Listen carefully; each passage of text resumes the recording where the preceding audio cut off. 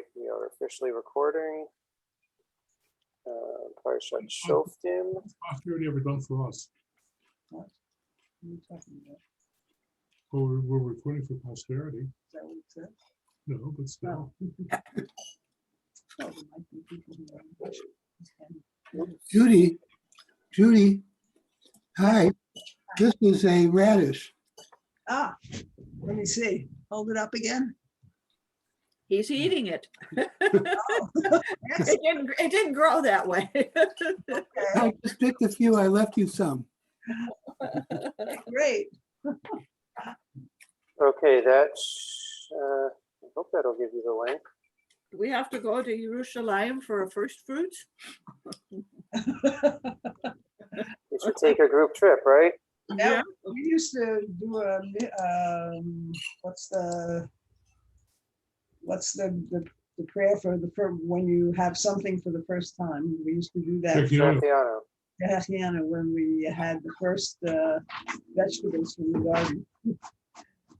Oh, All right, can everyone see the source sheet I just Yes. shared? Okay, so Parashat Shoftim, we are making our way through. I can't believe we're already in Kodesh Elul, the Kodesh to everybody. Tonight, there's actually varying minhagim about when exactly to start saying with David Hashem Ori, Psalm 27. There are those who begin it tonight with Mariv, because we're now officially in Elul, and there are those who wait till Shacharis tomorrow because they associate the David with sounding the shofar. So tomorrow morning, please God, we'll sound the shofar for the first time in the month of Elul, and by then everyone will be saying with David Hashem Ori.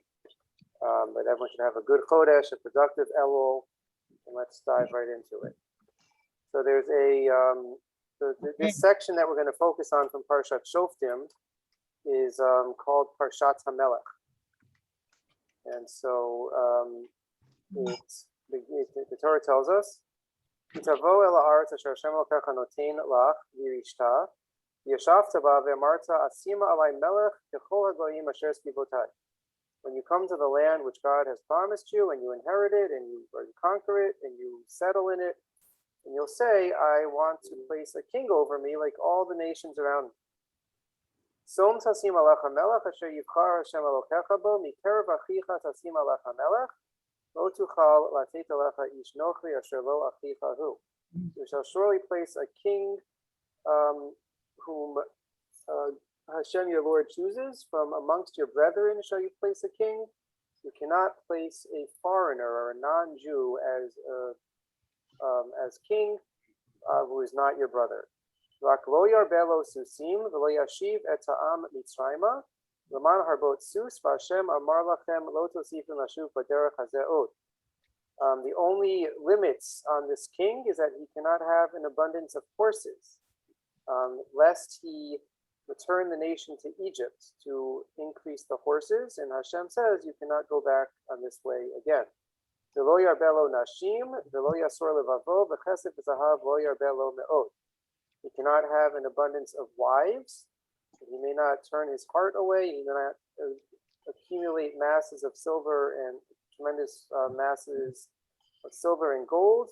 He can't have a lot of. So these few psukim are quite interesting, and this is anyone who wants to explore Jewish political thought. Really, all that we have from the Torah is as far as if there is an ideal political system. There's much debate among the commentary in the Gemara itself over whether appointing a king is a desirable thing or is a undesirable thing, right? It's unclear from Sukkim if it's saying if you want to put a king, well then begrudgingly you can appoint a king, but you need to put some limits on him. Or if it's describing, no, once you're established in the land, it's only natural, and it's of course you're going to appoint a king, and so it's more of an ideal. And it's a great debate. No one knows for sure. There are those who say it is a mitzvah. There are those who say it's a reshus. It's discretionary. It's allowed to if you want to. If you want to, you have to follow these certain rules. We have many mitzvot that are mitzvot reshut, right? Wearing tzitzis, for example, There's nothing that says you have to wear a four-cornered garment with tzitzis, but if you choose to wear such a garment, you must put tzitzis on the corners. Certainly, there's no mitzvah that you have to get divorced, but if you get divorced, you have to do it in a certain way. If you want to eat meat, you have to shech the animal in a certain way. So it's a big debate over whether appointing a king is something which we have to do or something which we're allowed to do. And that plays on in that, there's a lot of attempts to apply some of the rules of Jewish kingship to the modern state of Israel, and whether the Israeli government has any status akin to the kingship is a fascinating debate, which we're not going to get into tonight. We're going to focus on another element of the kingship, which is the limits that the Torah places on the number of horses and the number of wives specifically, because this becomes the locus point for a central debate in Jewish philosophy, which is the question of ta'amei haMitzvot. Darshinan ta'ama dekrai or lo darshinan ta'ama dekrai. Are we allowed to expound and give explanations for the Torah's mitzvot? Can we give reason and logic and rationale for them, or can we not? Can we think that we can come to some sort of logical understanding and interpretation of the mitzvot in the Torah? So before we get into any of the sources, what would be the reason why we shouldn't expound on the rationale for mitzvot? It's perfectly clear that once we understand why the mitzvah happens and the circumstances change, then we can say the mitzvah is no longer applicable. Okay, so one of the biggest fears is, right, the fancy academic term is antinomism, that it will lead to disregarding the law. If we think we know the reason for the law, then we don't need to follow all the rules. We can apply the logic of the law. And as Gary said, if the reason is no longer relevant, right? Probably the biggest, the most common question that I get about this is about Yom Tov Sheni, right? We know very well what the calendar is supposed to be. So why do we still have to observe Yom Tov Sheni? But there's all sorts of mitzvot that fall in here where we think we know the reason for the mitzvot. So therefore, perhaps it shouldn't apply or shouldn't be played out in the same exact way. I mean, it's perfectly clear we don't need pork because of trichinosis, which is no longer a problem. Yeah. So that's right. Maybe the reason. Yeah, it could be. There's certainly those who take it that way. Any other reasons why we should not delve into the endeavor of explaining the mitzvot? We lose sight of the one who gave us the mitzvahs if we Okay. are looking Okay. for reasons. If we profess to understand the mitzvot, that may take our focus away from God, the giver of the mitzvot. How about what's the reason why we maybe should endeavor in this exercise? Why should we try to give explanations for the mitzvot? It makes it sweeter. It may endear us to it. Okay, it makes it sweeter. It makes it right. It certainly makes it easier, at least in some situations. Adds meaning and richness to the practices that we do. And as God surely has good reasons, we're praising God by expounding them. Okay. So if the Torah is insight into God's wisdom, so then we should tap into as much of that wisdom as we can.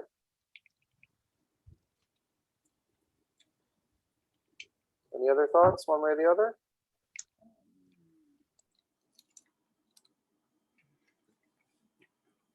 All right, so let's get into some of the classical sources here. I mean, we've touched on the major themes that are going to cut. There's not going to be any real surprises here. But our first spot is the Mishnah in Sanhedrin, which quotes the verses that we just saw.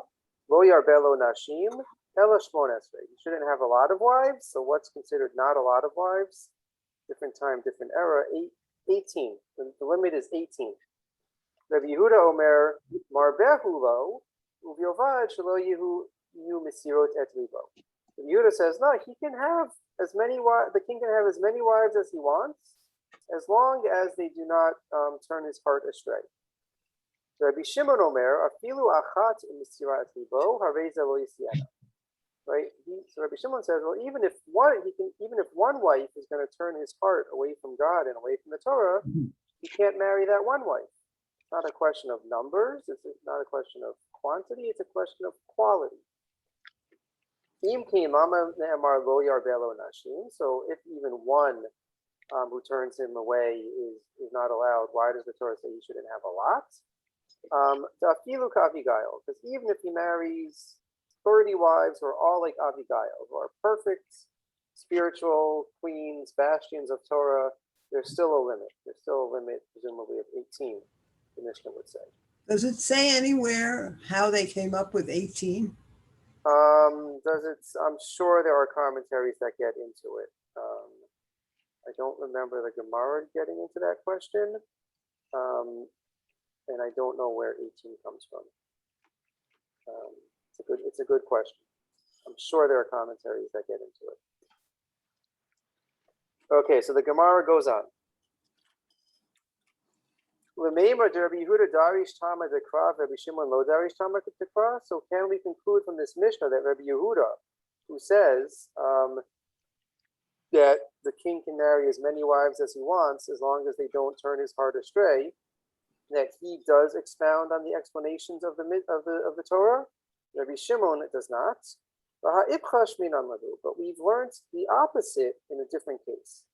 Ditanya, as it was learned, Almana, in the case of a widow,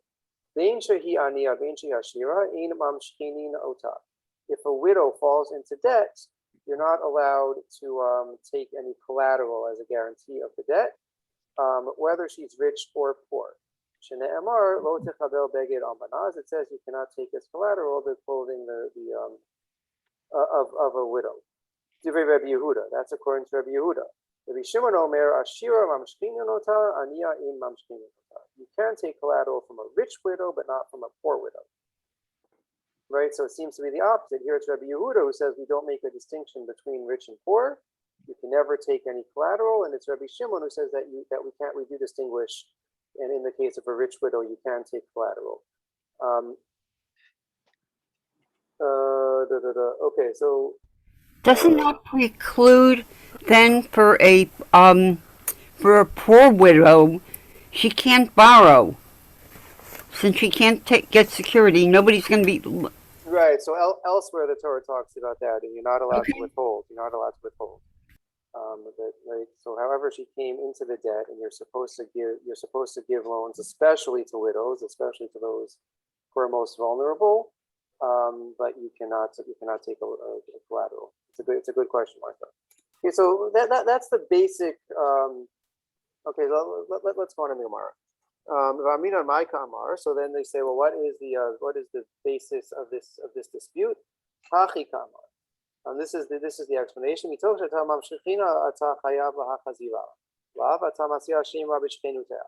Right. So even in the case of a rich widow, if you take a collateral from her, you're going to have to return it to her, and then rumors will start flying. Why are you going to her? Why are you giving her clothing? Why are you exchanging things with her? So even in the case of a rich one, it leads to bad things. So here again we see the opposite. Rabbi Yehuda is not giving explanations, and Rabbi Shimon is going into the rationale and logic. The Alma Rabbi Yehuda lo darish tama dekra v'shani hacha demefarish tama dekra matam lo yarbelo nashim mishum delo yasser levavo. You say, well, this is a classic Gemara move. It says that our case of the king is unique because the Torah itself gives the rationale, gives the reason why a king can't have a lot of horses or can't marry a lot of wives, because they were afraid that marrying a lot of wives will lead his heart astray. So since the Torah gives a reason here, it means in other cases it doesn't have to give the reason. Okay, it's an exception to the rule. And the opposite is true for Rabbi Shimon. Okay, so anyway, this is the Gemara's, this is the jumping off point for the introduction of this idea of whether we can or should be delving into the rationale behind the mitzvot, the Torah's logic. Okay, so let's see some cases that seem to go against expounding on reason and explanation for the mitzvot. The first case is our case. Amar bi Yitzchak, I'm in source number 3.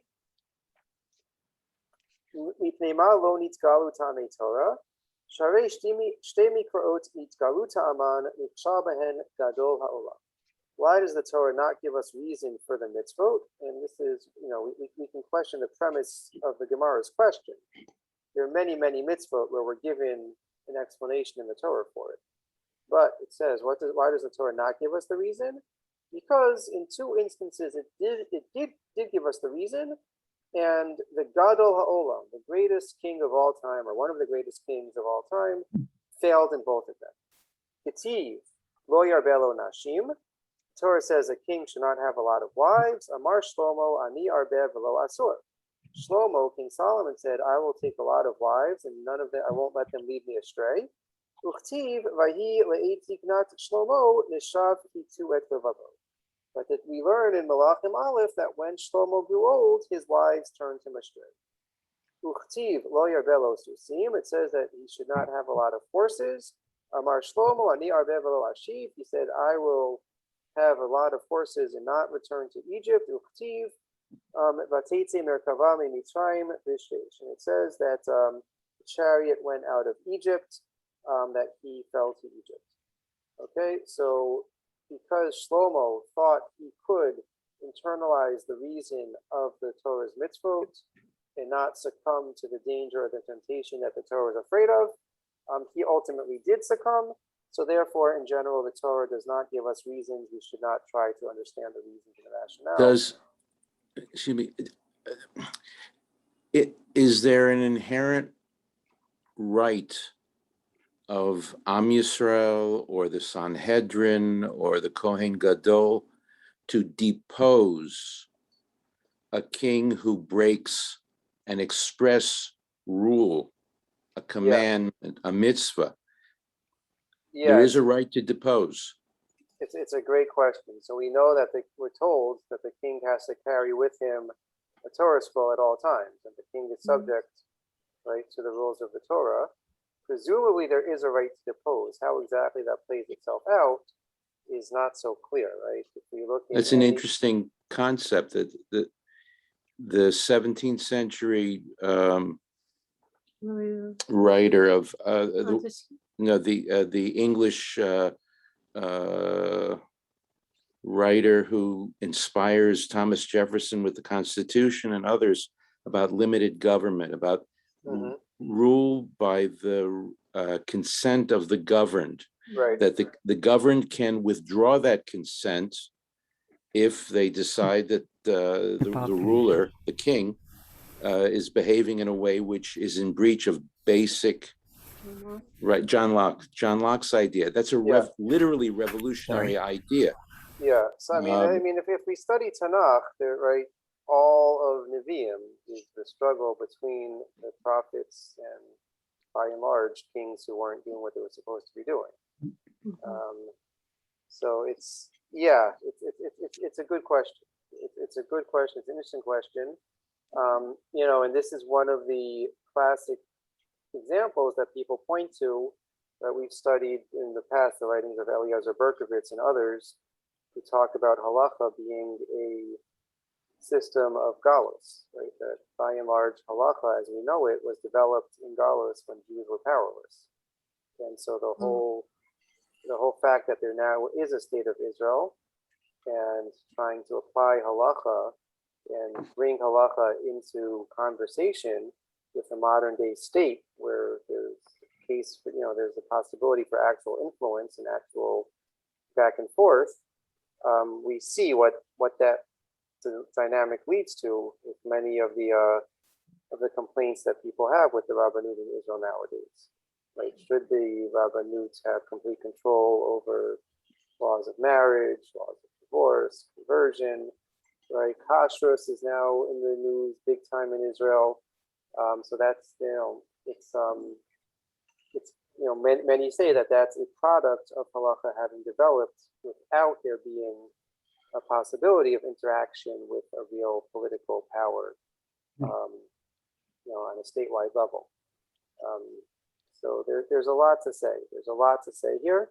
And as I said, by and large, Jewish political thought was a theoretical endeavor for all the thousands of years that we have works of halacha, works of Jewish thought up until 1940, I guess early, once the Zionist idea began, late 19th century, there was really not even any theoretical discussion of what Jewish politics might look like outside of perhaps the Abarbanel and other select few. So it's a subject that's ripe for more exploration. All right, let's continue on. The next one is the Gemaran Brachot, source number 4. I'll give you even the English, we have to go back and forth. Okay, so the Mishnah describes a chazan, right? So remember, it used to be that there was no siddur that everyone would daven out of, but that is the chazan would need to touch on the themes of all the brachot of the Amidah, but that the chazan had leeway to personalize the way in which it was said, and actually that is the origin of the silent Amidah.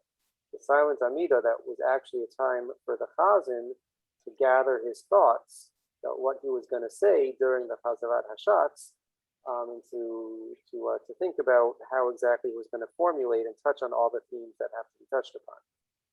So the Mishnah tells us, HaOmer al kan sipor yagiu rachamecha, v'al tov yizakir shmecha, modim mashtikin oto. There are three examples the Mishnah gives of when we have to silence the chazan because he said something inappropriate. If he says, Al kan sipo yagiu rachamecha, your mercy should extend to the nest of the bird, referring to the mitzvah of shiluach hakan, right, saying that this is an act of God, this is a manifestation of God's mercy. Al tov yizakir shmecha, that your name should be God's name should be mentioned for good, or modim. If he says the word modim twice, we silence him. The Gemara explains. Let's make sure you have the English here. Bishlama, I understand modim mashtikin oto. We have to silence him if he says modim. He repeats it. Mishum demechse kashtei rishiyot. Because why is he repeating it? It appears that he's praying to two different authorities, two different powers. V'al tov yizakir shmecha nami mashma ala tova v'ala. You only mention that God's name can be mentioned for the good and not for the bad. It implies that God only has control, is only associated with good and not with the bad, and we know that everything comes from God, good and bad. Right? It's taught elsewhere that a person must bless God for the bad, just as they do for the good. Ella al kan sipo yagiu rachamecha my time. What's the reason we have to silence the chazan if he says that your mercy should extend to the bird's nest? Plige ba treya more b'marava, Rabbi Yossi bar Avi, and Rabbi Yossi bar Zveda. So two Rabbi Yossis disagree about the reason. The first says that you're causing jealousy among the animals. Why are we only pointing to the birds as an example of God's compassion and not to the dogs and the cats and the cows and everything else? You're going to make all the other creatures jealous of the birds if they're the paradigm of God's mercy. The Chad Omer, the other Rebbe Yossi says,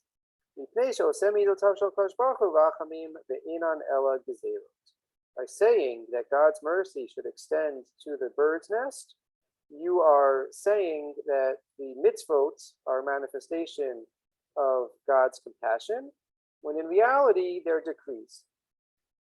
Right? We follow the mitzvot because they are decrees that God gave us to follow, not because we understand the rationale. So that seems to be a very clear case against offering explanation and rationale for the mitzvot. The next one, we'll do this one outside in the interest of time and moving forward. The Mishnah asks about the prohibition against eating gid hanasha, the sciatic nerve. What's the reason that we don't eat the sciatic nerve?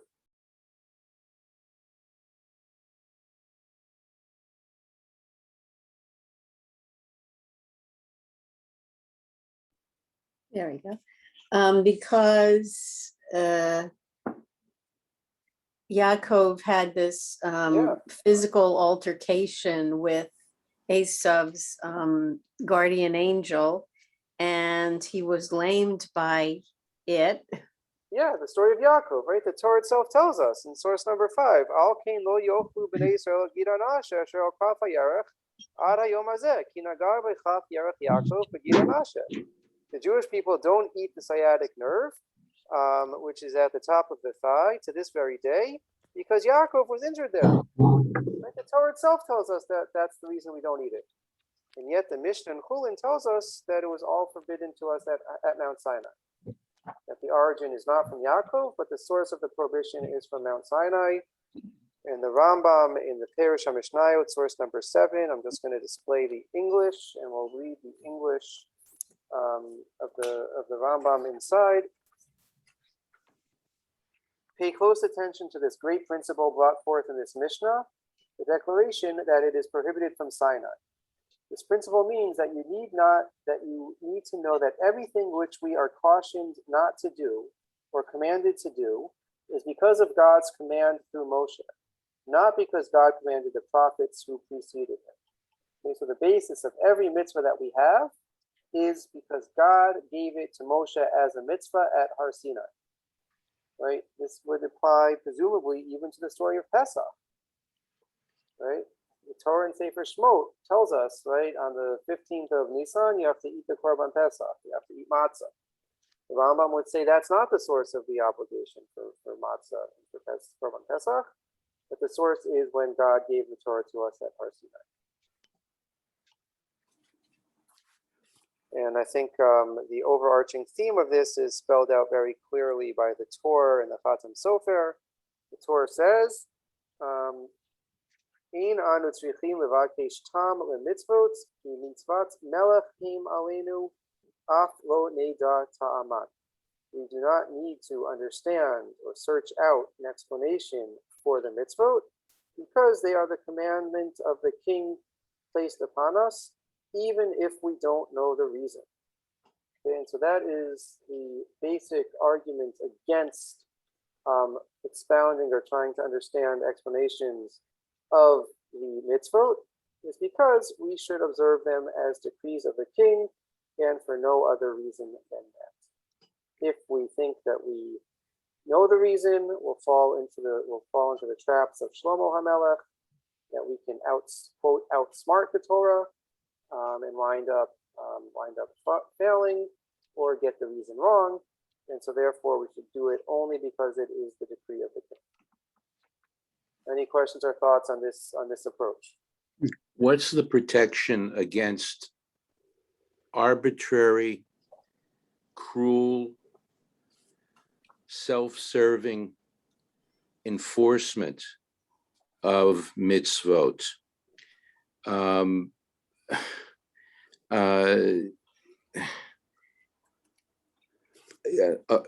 rule is a rule. In military, at least in Western militaries, a soldier is not required to obey an illegal order, an order which does not meet basic standards. And so I think that there's two basic approaches to that very important question. Approach number one is that the Torah is by definition, halacha is by definition, a system of justice, a compassionate system, system of truth, and therefore any time where it appears not to be so is either a misapplication of what the Torah really wants us to do in that situation, or it's a short-sightedness on our part. That we can point to many mitzvot that seem to be immoral or unethical, right? Take status of a mamzer, right? Or a Kohen can't marry a divorcee, right? So, Agunot. Agunot. Well, Agunot, I think, is pretty clearly a misuse of Torah, of what the Torah wants. But yeah, Agunot, right? Meaning anytime when one falls into a situation which seems immoral. So there are those who say, well, we're not, we shouldn't be applying our limited human standards of morality. It truly is right, the mitzvah to destroy Amalek, the mitzvah to destroy Ir Hanidacha, the city that's gone astray. So one approach is to say that if we think it's unethical, that's because we're short-sighted and we don't have a true understanding of ethics. Another approach is to say that no, the proper application of Torah will never lead to something which is truly unethical. And if it is unethical by all appearances, it means perhaps that the Torah is not being applied correctly. As I read the Torah, he's not saying we shouldn't look for explanations for the mitzvot. He seems to be saying that we needn't. I might see a difference. Okay, say a little bit more about the distinction. As I read it, and of course I'm only reading it in translation, Mhm. he's not saying there's anything wrong with looking for explanations. He's just saying it's unnecessary. Okay, meaning it's unnecessary because all we need is to follow them as decrees of the king. If you want to go deeper, that's fine, so long as you continue to observe them as God wants you to observe them. Right. So I wonder what he would say if you get the reason wrong. Right. If you're doing it for the wrong intention, but you're doing the right thing. What difference does it make what you think? We don't Yeah, think- I think you're right. I think he's saying it doesn't really matter as long as we get the actions correct. And that leads to another major philosophical topic, which is the question of kavana and whether our intentions matter for anything or not. And that's beyond the scope for tonight's shir. But I think that your reading of the Torah is certainly a plausible reading and might even be the correct and intended reading of the Torah. Okay, let's go on now and see some examples of the case for offering explanations. We're going to go to source number 11. And so here the Gemara tells us, and this is something which I suspect is familiar to many of us, the Torah says, "Et mishpatai ta'asu," you shall follow my statutes or my judgments. Dvarim she'ilmale lo nichtavu, dinhu sheyichtavu. This refers to mitzvot, which had they not been written, logic would have led us to follow them anyway. Don't murder. Right? Some say that it's a great chesed that God gave us a prohibition against murder. Because even if it wasn't a mitzvah, we still wouldn't murder. We still wouldn't be allowed to murder. So now when we don't murder, we get mitzvah credit for not murdering. Don't steal, right? That there's that certain basic natural moral laws that we would have to follow even if they weren't given as mitzvot. So that implies that there certainly is a logic to at least some of the mitzvot, those that are classified as mishpatim, right? And as in contrast to that, at chukotai tishmoru, but my statutes you shall observe. Divayim shehasatan be'umot ha'olam neshivin alehen. This refers to those mitzvot which seem to be illogical. And here's the interesting formulation. The Gemara says that the satan, however we understand the satan or don't understand the satan to be, and nations of the world ask about them, such as achilat chazir, levishat shatnes, chalitza yevama, saharat mitzora, siyar mishalea. Some of the examples that the Gemara says are totally illogical and make people question the Torah are the prohibition against eating pig, prohibition against shatnez, the mitzvah, the whole concept of chalitza, and a levirate marriage, the purification process for a leper, and the Sa'ir HaMishtaleach, the scapegoat on Yom Kippur. Right, so the Gemara seems to imply here that there at least is some mitzvot that we can understand the logic and rationale for, and perhaps even should understand the logic and rationale. Number 12 is basically the same idea.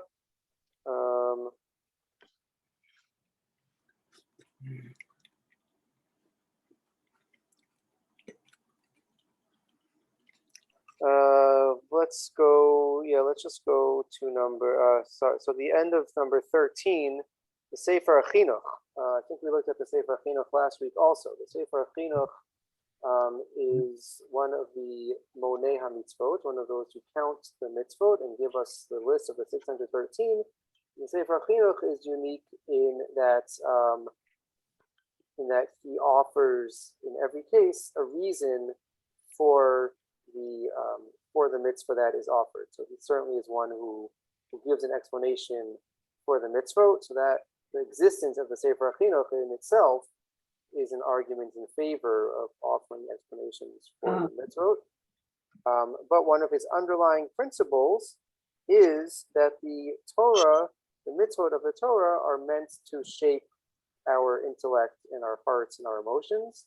And the phrase that he uses over and over again is acharei ha'pe'ulot nimshachot halevavot, that our heart follows our actions. So if we want to achieve a certain emotional or intellectual results in our heart, we need to train our bodies. Our bodies bring about the correct emotional or intellectual response.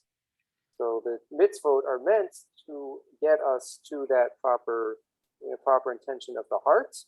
Raises the interesting question: if you could achieve the desired emotional, intellectual end results in a way other than the mitzvah, which is supposed to get us there, is that legitimate or not?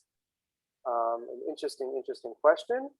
But certainly the Sefer HaChinuch thinks that we have to know the reason for the mitzvot in order that we will ultimately come to the proper direction of our hearts when performing the mitzvah in question. Wow. And the same idea is expressed by the Kuzari, Yehuda Halevi, right? The entire premise of the Kuzari, again, fascinating debate whether there is any historical truth, any historical accuracy to the legend. But the legend is that this king of the nation of Kuzar had a dream in which God appears to him, and God says,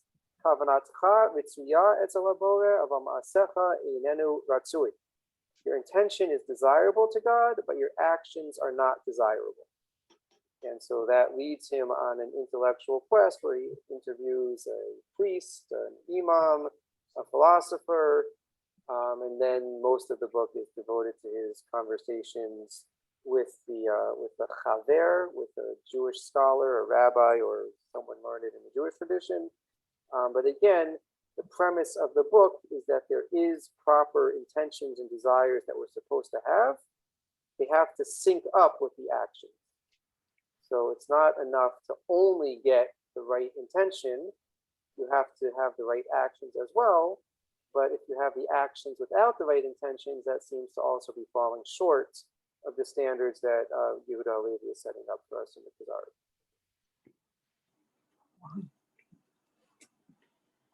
All right. Any questions or thoughts on this piece of it so far?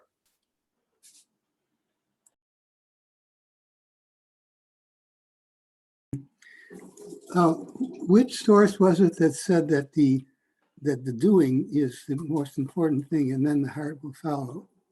That's the Sefer HaChinuch, number 13. Okay, so this is sort of opposite. Yeah. I think they're expressing similar idea that ultimately our actions and our thoughts have to be in sync with one another.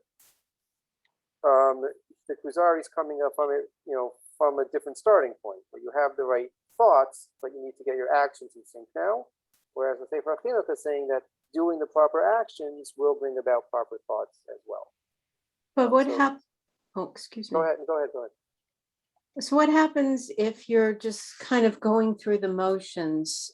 I mean, I think we've all experienced that the last 15, 16 months or so, going through the motions, your heart isn't in it, but it's just like, I don't know, pro forma, matter of habit, what else? Yeah. So, whatever you call it. So certainly all those in the first camp would say that's great. Meaning, I don't know if it's great, but it's fine. It's Good fine, enough. and that's what you're supposed to do. And there are even those those who say that's the point of the mitzvot, is even if you're not, the most extreme formulation is, well, if you are feeling spiritually into it and you're getting personal satisfaction, that might be a perversion of the Torah. That might be the opposite of what you're supposed to be doing, right? That there are those extreme positions who say it's only about doing it because God wants you to do it. That's a very hard position, I think, for us to stomach. That there should never be any spiritual satisfaction or upliftingness in doing the mitzvot. That is an extreme position. You know, if you say that there is reasons with the mitzvot and we're supposed to know those reasons, so just doing the actions without having the proper thoughts or the proper reason, you know, everyone would say that's better than not doing the action of the mitzvah. I shouldn't say everyone, but almost everyone would say it's still better to do it. And even if you're not feeling it and you're not in the proper frame of mind, either because that will ultimately, hopefully, bring you to the proper frame of mind. But there are those, you know, there certainly is a school of thought that says if you don't have the proper kavanah, then you're missing at least a piece of it. Well, That custom, partially explains the Hasidic Kabbalistic tradition of always saying, you know, to have a kavanah before doing the mitzvot, right? You know, to say explicitly what you're trying to achieve by doing it. well, learning and habit, think of children Yeah. at many ages and what they're learning by doing. So that's another great Definitely, question. halacha, they're learning by doing. Right. So it's a great question, right? Are you supposed to teach your kids don't steal or don't make fun of someone else because you wouldn't want someone to make fun of you? Or are you supposed to teach them don't make fun of someone else in school because God said not to? So it's actually it's a serious debate. It's a serious debate. Most understand that certainly for children who are still impressionable, you know, you do it and you speak to them on a level they can understand. Whether that is the factual, you know, that's the correct thing to say, is an interesting debate. It's nothing is ever so simple. Another reason for just doing it, even if you don't have the proper intention, is that you're setting an example for everybody else. Right. So certainly, you know, in a communal setting, you know, being a part of it hopefully will inspire those who aren't inspired, and that requires everyone to participate. And we certainly believe in the notion of mitoch shelo lishma ba'al lishma. If something is done without the right intention, it will hopefully lead to the right intention. You know, I think we most frequently encounter this with davening. You know, it's important to daven even if you're not feeling inspired, because you need to keep those muscles working. And if you don't daven, if you daven only when you're inspired, you'll lose those davening muscles, and you'll never be inspired, and then you'll stop coming to shul altogether. And that's certainly not what anyone wants. For somebody that's that wants to or is converting to Judaism, what is the method? What is the proper method for them? Yeah, so it's a big debate. It's a big debate. I mean, ultimately, if you look at the classical sources when it comes to conversion, you know, you have to accept every single mitzvah, and you know, you can't deviate one little iota. Well, that's only at the point of the conversion. Yeah, But all before it is learning or training or accepting all that. Yeah. So there are different, you know, obviously different teachers have different approaches. But I don't, you know, personally, I feel very strongly that if there is a reason that makes sense, it's important to emphasize that. Again, with a caveat that even if it's, you know, ultimately what we need to do is observe the mitzvot. And sometimes the reason will fall out of favor, or sometimes we don't fully understand it.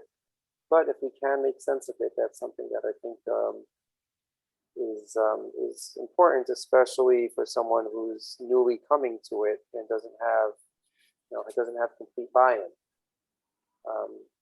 Conversion's a little bit more complicated question, right? Because we discourage converts, and we don't want to necessarily make it easy. There's lots of people I know that get on paths of conversion because they think They think that Judaism makes perfect sense and is, will make them feel good all the time. And it's important to impress upon a potential convert that there's difficulties and challenges in Judaism as well. And the allegiance to halacha and to doing the mitzvot has to remain true even when things aren't rosy and going your way all the time. So it's a tough balance sometimes to strike. And I think that may be the framework for thinking through what to do with all this stuff on a kind of a practical sense might come from the Rambam. So the Rambam has three major works that we point to. We've already seen his comments on his Parish HaMishnayot, where he said that we can't think that the prohibition against Gid Hanasha is because of Yaakov. Everything is only because it's commanded by God, given to Moshe at Har Sinai. And don't think that any historical explanation is the right explanation for the mitzvot. The Rambam has the Mishna Torah, where he goes through all the details of the mitzvot and doesn't really get into any rationale. But then he has the Guide for the Perplexed, where he gives explanations for all the mitzvot. He goes through, says this is why we have this mitzvah. And so he says, source number 15. Let's read the whole thing. This is a really important source in the Rambam. There is a group of human beings who consider it a grievous thing that causes should be given for any law. What would please them most is that the intellect would not find a meaning for the commandments and prohibitions. What compels them to feel that, right? The extreme position that says only do it because God told us to do it. Don't give any reason for it whatsoever. What compels them to feel thus is a sickness that they find in their souls, a sickness to which they are unable to give utterance and of which they cannot furnish a satisfactory account. They think that if those laws were useful in this existence and had been given to us for this or that reason, it would be as if they derived from the reflection and the understanding of some intelligent being. If, however, there is a thing for which the intellect could not find any meaning at all, and that does not lead to something useful, it undoubtedly derives from God. But the reflection of man would not lead to such a thing. It is as if, according to these people of weak intellects, man were more perfect than his maker. For man speaks and acts in a manner that leads to some intended end, whereas the deity does not act thus, but commands us to do things that are not useful to us and forbids us to do things that are not harmful to us. Rather, things are undoubtedly as we have mentioned. Every commandment from among these 613 commandments exists either with a view to communicating a correct opinion, or to putting an end to an unhealthy opinion, or to communicating a rule of justice, or to warding off an injustice, or to endowing men with noble moral quality, or to warning them against an evil moral quality. Because every mitzvah has some purpose. Granted, these are pretty generic, broad reasons for the mitzvah, but every mitzvah has some purpose. Oh, what do we do with the Rambam when he says that we follow the prohibition against Gid Hanasha because it came from Moshe at Sinai, and not because of the historical explanation that we attribute to it? So there we go a little bit further on, and he writes as follows. No cause will ever be found for the fact that one particular sacrifice consists in a lamb and another in a ram, and that the number of the victims should be one particular number. Accordingly, in my opinion, all those who occupy themselves with finding causes for something of these particulars are stricken with prolonged madness. What's he saying? He's saying that there is a general thrust, a general purpose to each mitzvah, but it doesn't necessarily give us the license or the ability to understand each and every detail associated with it. There's a reason for Korban Pesach. That doesn't mean that there's some significant or some logical explanation for why a Korban Pesach has to be in the 15th of Nisan at night, why you can't break any bone, and why it has to be eaten with a designated group. And all the details might be, quote, arbitrary, might be decrees of the king, but there is some overall purpose to it. That's the position that the Rambam seems to be advocating. Others, right? Number 18 mentions Shimshon Rafael Hirsch, right? There are others who say that no, there is great significance in every detail, right? With Hirsch, certainly, how much of this is because of his historical reality where he was combating the reform movement, but he sees great symbolism in every single detail of the Torah and every detail, every prat of every mitzvah. That he very much thought that was the proper thing. Another compromise position might be, as we already saw, that there are some mitzvot that we can understand and some that we can't. And the ones that we do understand, so then we should play that up, and that's something that we can emphasize, with an understanding that there's an entire system. There's 613 mitzvot. We won't know the explanation for all of them.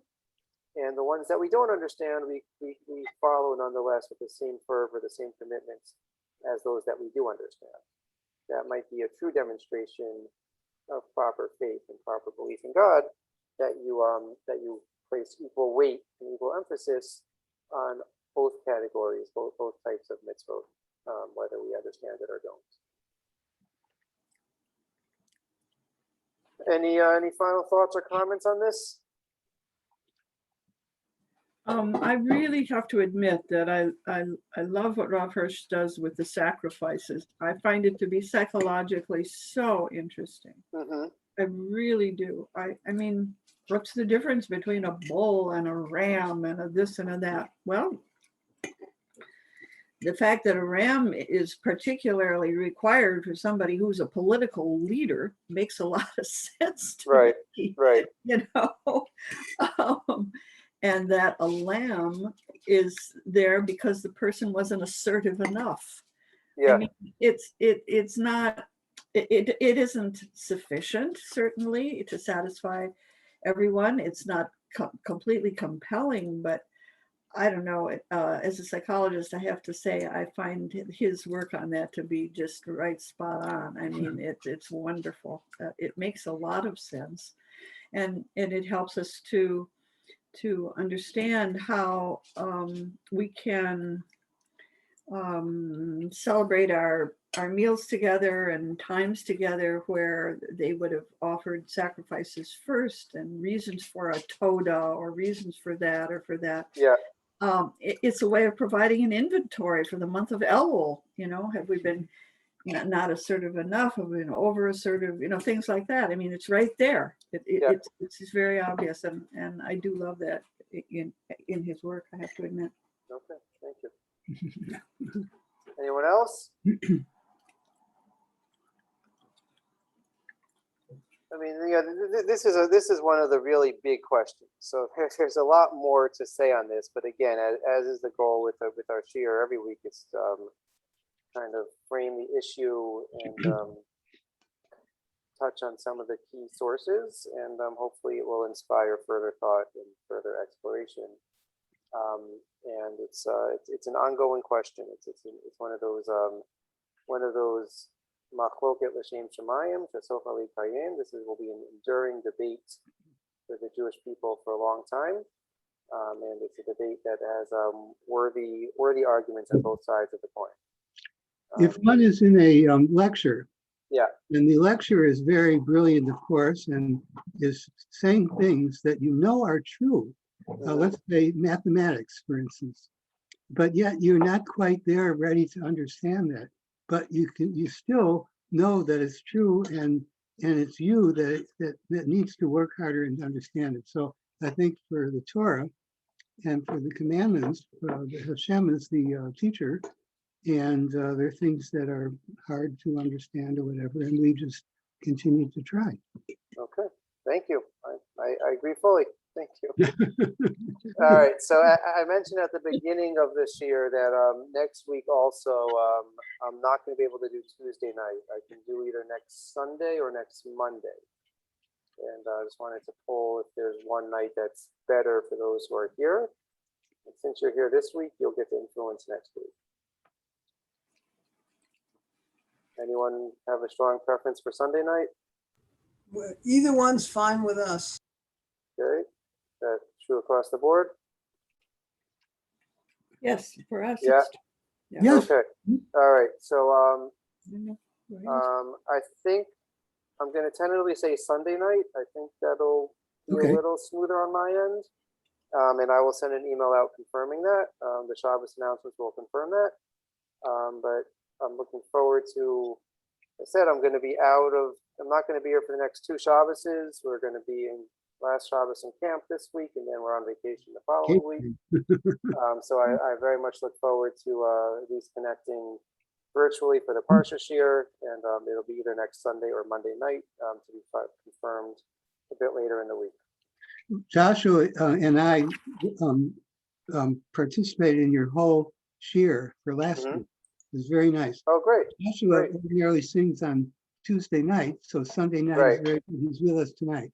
Okay. In general, when Toby and the kids are home, Sunday night is not good for me. But during these summer months, we can make it work.